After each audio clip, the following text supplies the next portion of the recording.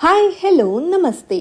ಐಶ್ವರ್ಯ ಸಿಂಧೂಗಿ ಕಿರುತೆರೆಯ ಜನಪ್ರಿಯ ನಟಿಯಾಗಿದ್ದಾರೆ. Big boss Kannada season 11ರಲ್ಲಿ ಸ್ಪರ್ಧಿಸಿ ಕನ್ನಡಿಗರ ಮನೆ ಮಾತಾಗಿದ್ದಾರೆ.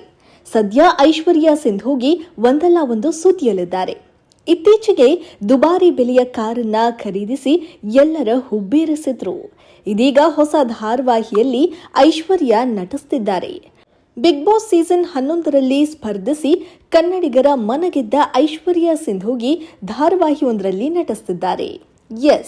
ಸ್ಟಾರ್ ಸುವರ್ಣ ವಾಹಿನಿಯ ನಿನ್ನ ಜೊತೆ ನನ್ನ ಕಥೆ ಧಾರಾವಾಹಿ ಕಿರುತೆರೆ ಪ್ರೇಕ್ಷಕರನ್ನ ರಂಜಿಸುತ್ತಿದೆ. ಈ ಧಾರಾವಾಹಿಗೆ ಇದೀಗ ಬಿಗ್ ಬಾಸ್ ಮನೆ ಮಗಳು ಐಶ್ವರ್ಯ ಸಿಂಧೂಗಿ ಎಂಟ್ರಿ ಆಗಿದೆ. ಸಾಕ್ಷಿ ಪಾತ್ರದ ಮೂಲಕ ಧಾರಾವಾಹಿಯಲ್ಲಿ ನೆಗೆಟಿವ್ ಪಾತ್ರದಲ್ಲಿ ಐಶ್ವರ್ಯ ಕಾಣಿಸಿಕೊಳ್ತಿದ್ದಾರೆ.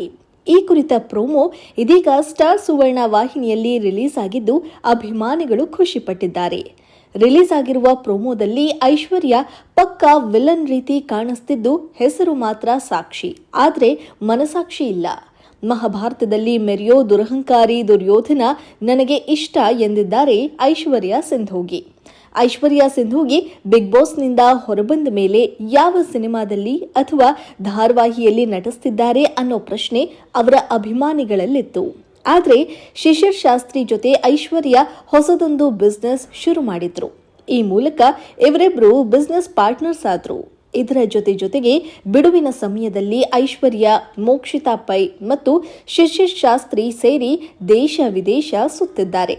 ಇತ್ತೀಚೆಗೆ ಐಶ್ವರ್ಯ ದುಬಾರಿ ಬೆಲೆಯ MG ಹೆಕ್ಟರ್ ಪ್ಲಸ್ ಕಾರನ್ನ ಖರೀದಿ ಮಾಡಿದ್ರು. ಹೊಸ ಕಾರನ್ನ ಪರ್ಚೇಸ್ ಮಾಡಿದ ಫೋಟೋಗಳನ್ನ ಐಶ್ವರ್ಯ ತಮ್ಮ ಇನ್ಸ್ಟಾಗ್ರಾಂನಲ್ಲಿ ಹಂಚಿಕೊಂಡು ಸಂಭ್ರಮಿಸಿದ್ರು. ಇದೆಲ್ಲದರ ಮಧ್ಯೆ ಐಶ್ವರ್ಯ ಸಿಂಧೂಗಿ ಮತ್ತು ಶಿಶಿರ್ ಶಾಸ್ತ್ರಿ ಅವರ ಲವ್ ಗಾಸಿಪ್ ಕೂಡ ಜೋರಾಗಿ ಹಬ್ಬಿದೆ. ಬಿಗ್ ಬಾಸ್ ಮನೆಯಲ್ಲಿ ಇವರಿಬ್ರು ಉತ್ತಮ ಸ್ನೇಹಿತರಾಗಿದ್ರು. ಹೊರಬಂದ ಬಳಿಕ ಇವರಿಬ್ರು ಹೆಚ್ಚು ಒಟ್ಟಾಗಿ ಸುತ್ತಾಟ ನಡೆಸುತ್ತಿದ್ದಾರೆ. ಅಲ್ಲದೆ ರೊಮ್ಯಾಂಟಿಕ್ ಹಾಡುಗಳಿಗೆ ಸಖತ್ ರೀಲ್ಸ್ ಮಾಡಿ ಶೇರ್ ಮಾಡ್ಕೊಳ್ತಾನೆ ಇರ್ತಾರೆ. ಇದೆಲ್ಲವನ್ನ ನೋಡಿ ನೀವಿಬ್ರು ಮದುವೆಯಾಗಿ ಅಂತಲೂ ಹಲವರು ಕಾಮೆಂಟ್ಗಳನ್ನ ಮಾಡ್ತಿರ್ತಾರೆ. ಐಶ್ವರ್ಯ ಸಿಂಧೂಗಿ ನಾಗಿಣಿ 2, ಮಂಗಳಗೌರಿ ಮದುವೆ ಹಾಗೂ ನಮ್ಮ ಲಚ್ಚಿ ಸೇರಿದಂತೆ ಮುಂತಾದ ಧಾರಾವಾಹಿಗಳಲ್ಲಿ ನಟಿಸಿದ್ದಾರೆ. ಈ ಮೂಲಕ ಕಿರುತೆರೆ ಪ್ರೇಕ್ಷಕರಿಗೆ ಹತ್ತಿರವಾಗಿದ್ದ ಐಶ್ವರ್ಯ ಅವರಿಗೆ ಬಿಗ್ ಬಾಸ್ ಹೆಚ್ಚು ಖ್ಯಾತಿಯನ್ನ ತಂದುಕೊಟ್ಟಿತ್ತು. ಇನ್ನು ಸಿಂಹಾದ್ರಿ, ಸಂಯುಕ್ತ 2, ಡಾರ್ಕ್ ಮತ್ತು ಸೈತಾನ್ ಸೇರಿದಂತೆ ಹಲವು ಸಿನಿಮಾಗಳಲ್ಲಿಯೂ ಐಶ್ವರ್ಯ ನಟಿಸಿದ್ದಾರೆ.